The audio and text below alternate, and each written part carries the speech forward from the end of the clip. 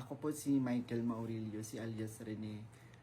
Una po sa lahat, hindi po ako binayaran, pinilit, tinakot or kinidnap ng kingdom o ang kampo ni Pastor Apollo C. Kibuloy. Wala pong katotohanan yung mga claims ni Senador Risa sa kanyang press con. Wala po ako sa pader ng kingdom. 2019 pa po ako huling nakapunta ng Glory Mountain. Ito lamang ay pamamaraan ni Senador Risa upang ako ay makuha ulit at patahimikin. Kusa po akong lumabas upang sabihin yung katotohanan. Handa po akong maglabas ng mga ebidensya, kaukulang ebidensya, papatunay na si Senador Risa ang pasimuno sa mga paninira kay Pastor Apollo Kibuloy.